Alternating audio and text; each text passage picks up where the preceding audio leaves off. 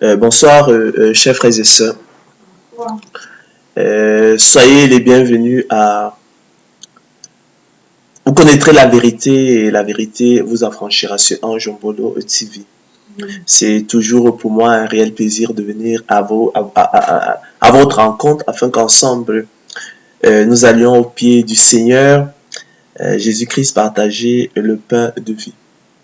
Ce soir, chers frères et sœurs, j'ai à cœur de vous entretenir au sujet de l'enlèvement de l'Église. Au cours de l'émission de la semaine dernière, nous avons parlé de la parousie, qui est le retour ultime en gloire du Seigneur Jésus-Christ. Et nous avons mis en évidence les 2000 ans d'écart qui séparaient effectivement la croix de la parousie. Nous avons démontré à l'aide effectivement des écritures, à l'aide de modèles mathématiques bibliques, mais aussi de la lecture allégorique et prophétique, qui avait deux jours millénaires qui séparaient effectivement la croix de la résurrection en fait du Christ. On a vu qu'il y avait donc 2 jours millénaires, 2000 ans qui séparaient effectivement la croix de la parousie. La parousie, qui est le retour ultime en gloire du Seigneur, qui est une sorte de résurrection.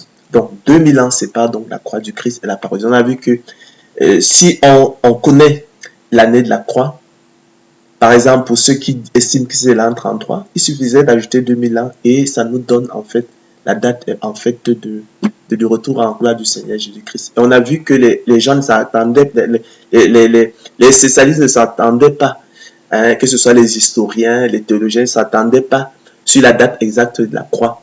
Donc, mais toutes les dates qui sont avancées nous ont permis plutôt de situer donc la croix dans un intervalle. Et l'intervalle qu'on avait donc arrêté, c'était l'intervalle 28-33. Donc, quelle que soit la date que vous prenez dans cet intervalle, vous ajoutez donc simplement 2000 ans et vous obtenez la date effectivement de la croix. Ce soir, nous allons parler non plus de la parousie, mais de l'enlèvement de l'Église. L'enlèvement de l'Église qui est à la réalité le premier accomplissement partiel de la prophétie de la seconde venue du Seigneur Jésus-Christ. Je vous ai souvent parlé effectivement du principe de la double référence, qui est un principe herméneutique qui veut qu'une prophétie ait un double accomplissement, un premier accomplissement partiel et puis un second accomplissement complet. Donc le Seigneur Jésus-Christ a dit qu'il reviendrait. Donc cette prophétie dans la seconde venue du Christ, on peut lui appliquer dans le principe de la double référence qui veut qu'une prophétie ait un double accomplissement. Un premier accomplissement partiel, un second accomplissement complet. Donc le second accomplissement complet, c'est ce qui correspond à la parousie, qui est le retour ultime en gloire du Seigneur Jésus-Christ. Nous en avons parlé déjà. Et puis, qui sera donc précédé d'un premier accomplissement partiel qu'on appelle en fait l'enlèvement de l'Église. Et nous allons voir en fait les bases, les fondements scripturaires. C'est un peu l'objet effectivement de la conférence de ce soir. Et cet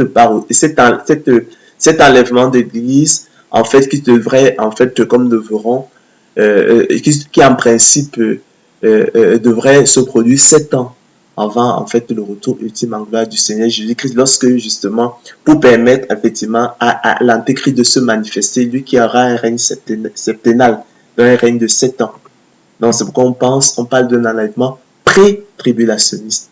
Donc, 7 ans, un enlèvement pré-tribulationniste, la tribulation, c'est 7 ans. Donc, 7 ans, donc, avant le retour ultime en gloire du Seigneur, qui viendra donc anéantir l'Antéchrist, détruire son royaume, le royaume de l'Antéchrist, l'Empire romain reconstitué, et venir donc pour établir le royaume messianique, du moins dans sa phase temporelle de 1000 ans qu'on appelle le millénium sabbatique. Donc, chers frères et sœurs, ce soir, nous allons donc vous entretenir effectivement de l'enlèvement de l'Église. Selon qu'il est écrit, nous sommes là dans 1 Corinthiens 15, 51 à 53. Nous sommes là, je vais dire, dans 1 Thessaloniciens 4, 13 à 18, selon qu'il est écrit.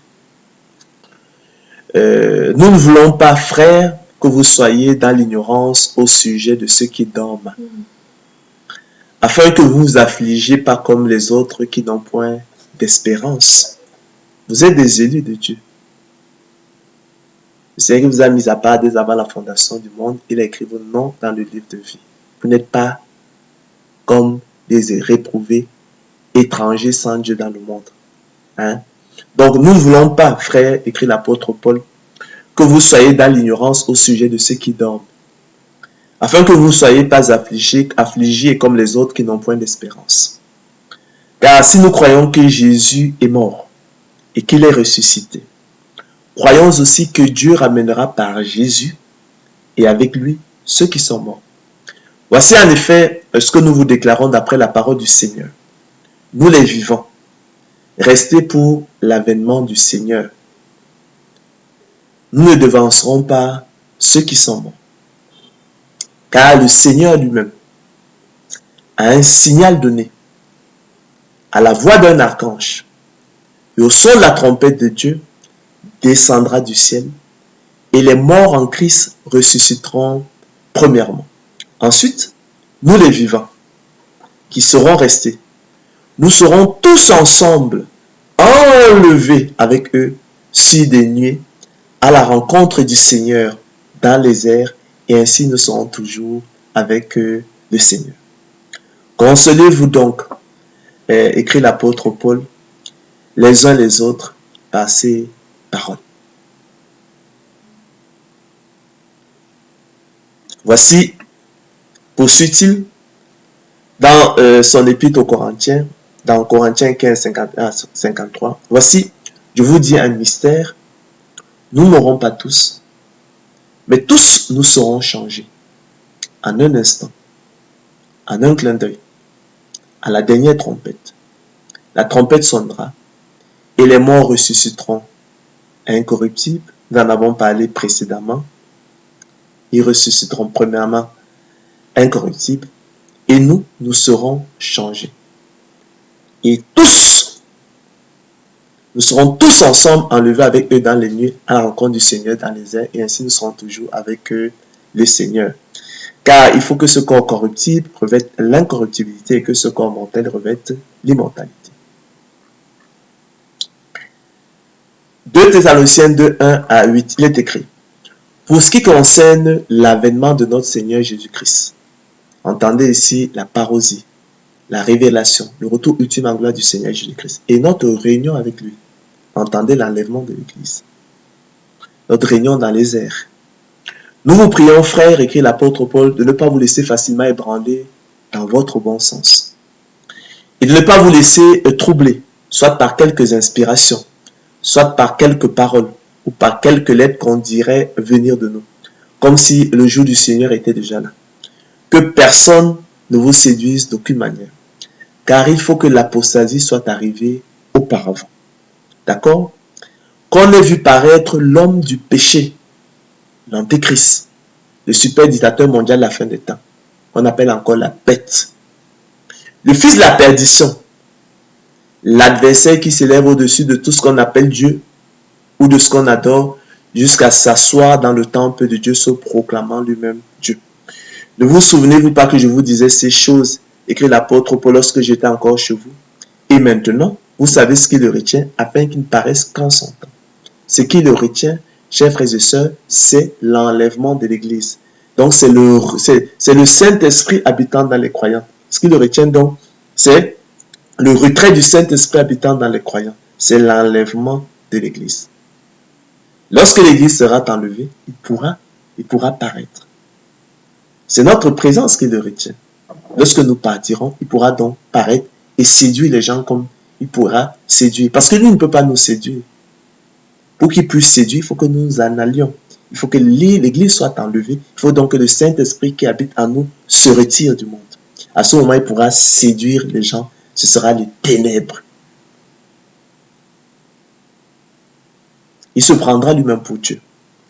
Car le mystère de l'iniquité agit déjà. Et il faut seulement que celui qui le retient encore ait disparu. Il faut que le Saint-Esprit qui habite en nous, élu de Dieu, qui habite en nous, l'Église, nous qui sommes le corps de Christ, se retire. Il il faut que la lumière se retire, il faut que le Saint-Esprit se retire, il faut que l'ensemble des croyants se retire, il faut donc que l'Église se retire, il faut que l'enlèvement de l'Église se produise.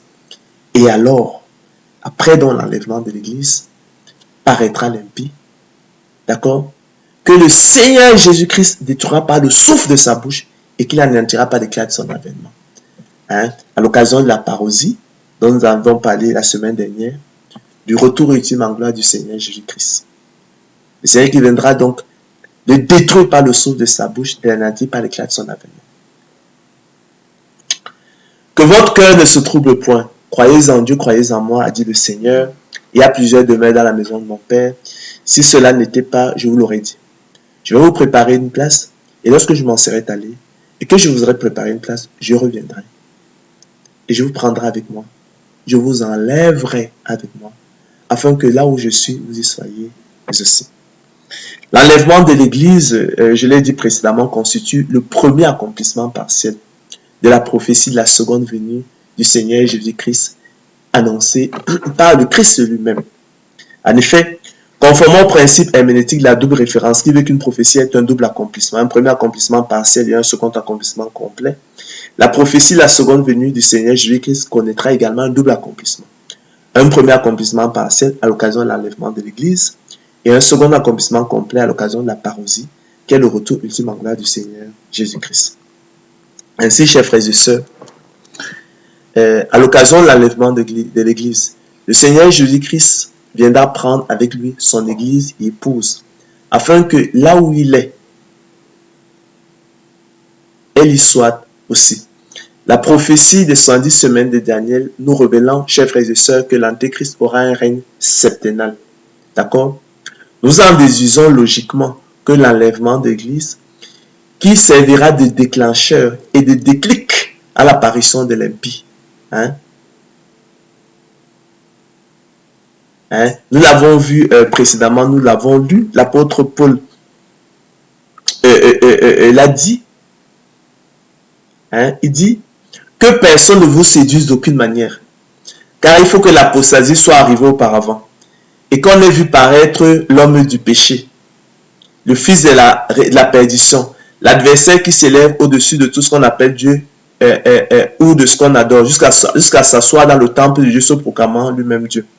Ne vous souvenez-vous pas que je vous disais ces choses lorsque j'étais encore chez vous?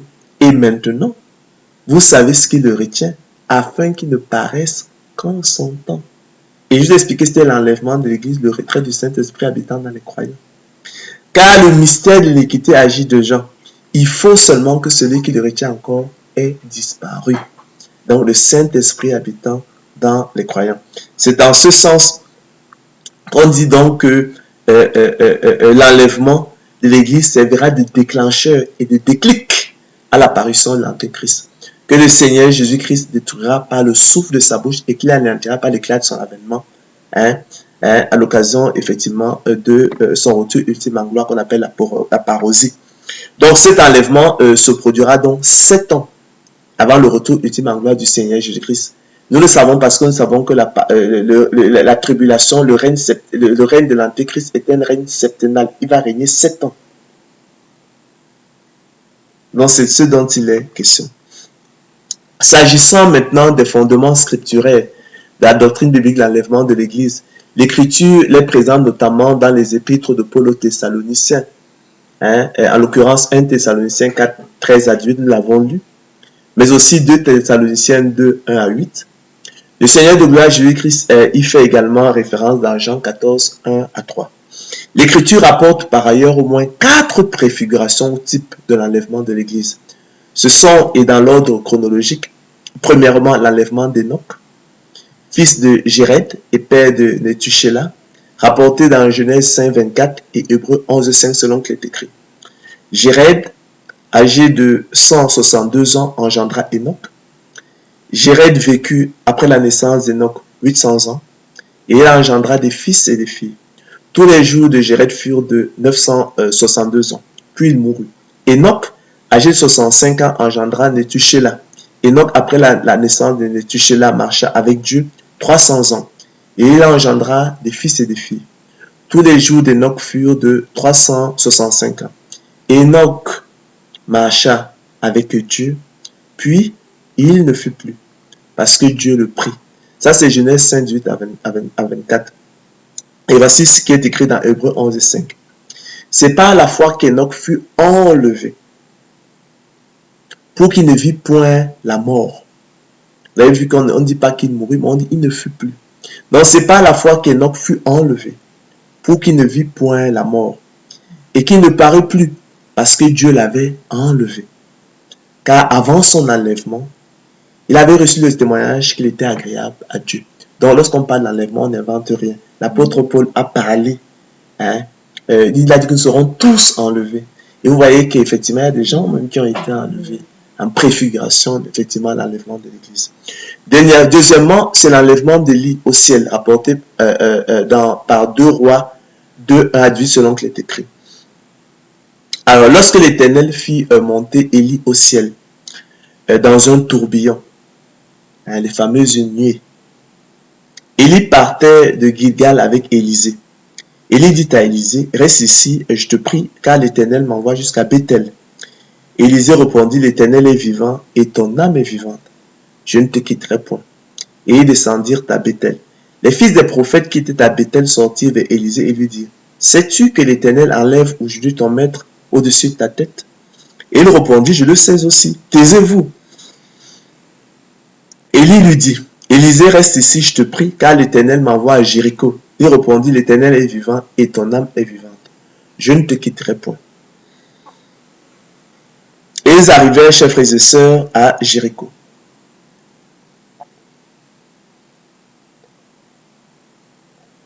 Les fils des prophètes qui étaient à Jéricho s'approchèrent d'Élisée et lui dirent, sais-tu que l'Éternel enlève aujourd'hui ton maître au-dessus de ta tête? Et il répondit, je le sais, taisez-vous. Élie lui dit, reste ici, je te prie, car l'Éternel m'envoie au Jourdain. Il répondit, l'Éternel est vivant et ton âme est vivante. Je ne te quitterai point. Et ils poursuivirent tous deux leur chemin. 50 hommes d'entre les fils des prophètes arrivèrent et s'arrêtèrent à distance vis-à-vis, et eux deux s'arrêtèrent au bord du Jourdain. Alors Élie prit son manteau, le roula et en frappa les eaux qui se partagèrent çà et là, et ils passèrent tous deux à sec. Lorsqu'ils eurent passé, Élie dit à Élisée, demande ce que tu veux que je fasse pour toi avant que je sois enlevé d'avec toi. Élisée répondit, qu'il y ait sur moi, je te prie, une double portion de ton esprit. Élie dit, tu demandes une chose difficile, mais si tu me vois pendant que je serai enlevé d'avec toi, cela t'arrivera ainsi. Sinon, cela n'arrivera pas.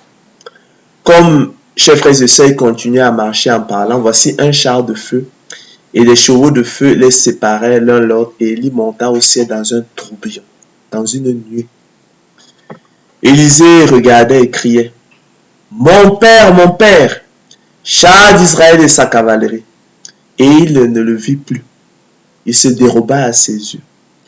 Saisissant alors ses vêtements, il les déchira en 2 morceaux et il releva le manteau qu'Élie avait laissé tomber. Puis il retourna et s'arrêta au bord du Jourdain. Il prit le manteau qu'Élie avait laissé tomber et il en frappa les eaux et dit, où est l'Éternel, le Dieu d'Élie? Lui aussi, il frappa les eaux qui se partageaient ça et là et Élisée passa.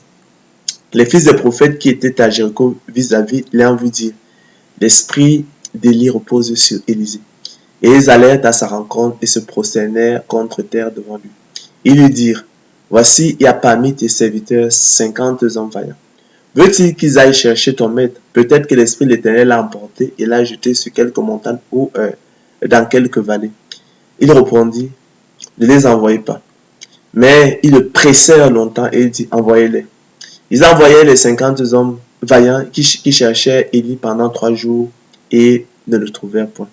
Lorsqu'il fut de retour auprès d'Élisée, qui était à Jéricho, il lui dit, Élisée leur dit, ne vous l'ai-je pas dit, n'allez pas. Troisièmement, chers frères et sœurs, c'est l'enlèvement de Jésus-Christ. Encore appelé l'ascension de Jésus-Christ, rapporté dans Marc 16, 19, mais aussi dans Luc 24, 50 à 51, ou encore dans Acte 1, 1 à 11, selon qu'il est écrit. Théophile, J'ai parlé dans mon premier livre de tout ce que Jésus a commencé de faire et d'enseigner dès le commencement jusqu'au jour où il fut enlevé au ciel. Après avoir donné ses ordres par le Saint-Esprit aux apôtres qu'il avait choisis. Il n'est pas question ici de je sais pas, de l'ascension de la Vierge Marie dont l'Église catholique, le Vatican, elle a fait une invention pour déifier la Vierge Marie, l'Assomption. Nous n'en avons pas trace.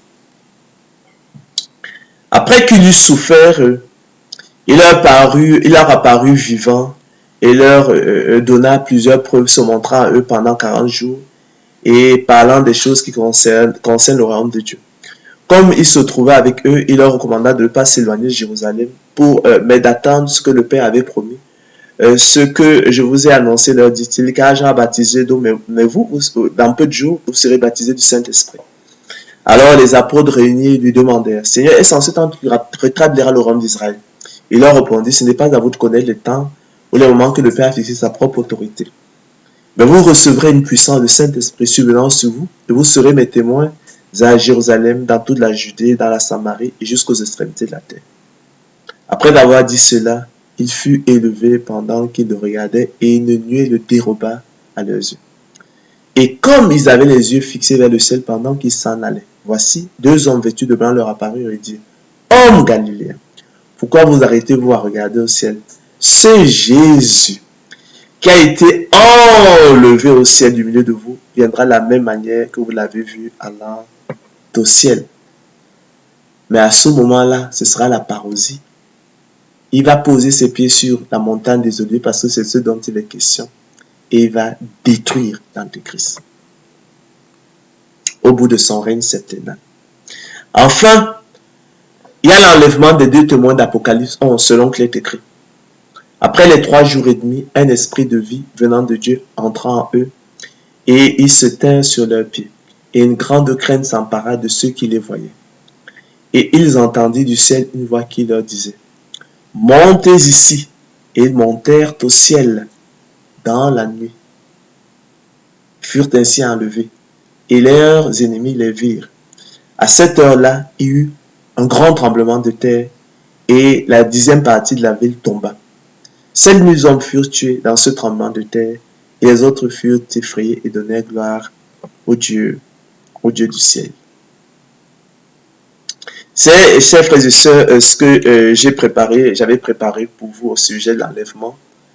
L'Écriture en parle. Nous avons donc vu effectivement les textes on va présenter les textes qui parlent de l'enlèvement de l'Église. Et puis on a vu aussi les 4 préfigurations ou types de l'enlèvement de l'Église. Depuis l'enlèvement d'Enoch, ensuite celle d'Élie. Nous avons vu celle du Seigneur Jésus-Christ et puis les 2 témoins de l'Apocalypse. Donc, il me semblait qu'après avoir parlé de la parousie, il était bon que l'on présente aussi l'enlèvement qui devait en principe se produire 7 ans auparavant et qui servira donc de déclic, de déclencheur à la manifestation de l'Antéchrist qui aura un règne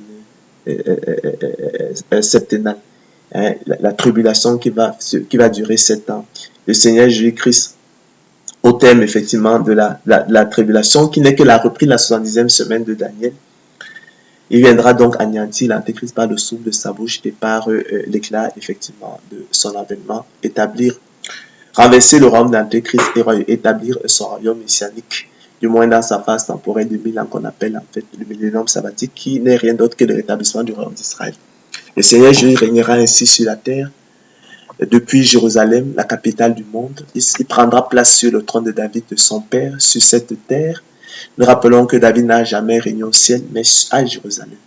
Le Seigneur qui viendra, lui qui est le fils de David, viendra donc occuper le trône de David, le roi des Juifs. Et Israël sera donc une bénédiction pour le monde. Israël remplira le monde de ses fruits. Tout le monde recherchera les Juifs. 1000 saisiront un Juif par le pan de son vêtement, comme le dit le prophète Zacharie. Vous contre hommes, on a semé, dans l'église catholique, on a semé les racines de haine du Juif en vous, alors que le salut vient des Juifs. Au roi des siècles, roi d'Israël, sans père, sans mère, sans généalogie, ni commencement de jour, ni fin de vie, immortel donc, c'est le sens de sans fin de vie, invisible, seul Dieu, soit honneur et gloire au siècle des siècles. Amen. Bonne soirée, restez fidèles, restez connectés à Ange Ombolo TV et qu'il plaise au Seigneur de gloire Jésus-Christ de vous donner sagesse, intelligence par la révélation de ses paroles. Nous faisons que vous révéler les paroles de Dieu. Nous ferons que vous lire la parole de Dieu. Nous ne parlons pas d'autre chose. Nous lisons la parole de Dieu parce qu'elle ne retournera point à lui sans avoir accompli ses effets. La parole de Dieu est l'épée de l'esprit. Elle est plus tranchante qui n'est pas à double tranchant. Séparant âme et jointure, moins les jointures. Séparant âme et esprit, moins les jointures. Elle ne retournera point sans avoir accompli ses effets. D'accord? Donc, la parole de l'Éternel est claire. La révélation de la parole de Dieu est claire. Elle éclaire les yeux et donne l'intelligence au simple. Oui, elle est puissante. Elle renverse les raisonnements. Elle détruit l'aveuglement. Elle ôte les écailles. D'accord? Voilà, donc nous faisons que lire la parole de Dieu. Parce qu'elle ne retournera, elle est l'épée de l'esprit, elle ne retournera point sans avoir accompli ses effets. Nous ne faisons rien d'autre que la lire, que la lire, que la relire. Au roi des siècles, je dis, sans père, vous comprenez ça? Sans mère, sans généalogie,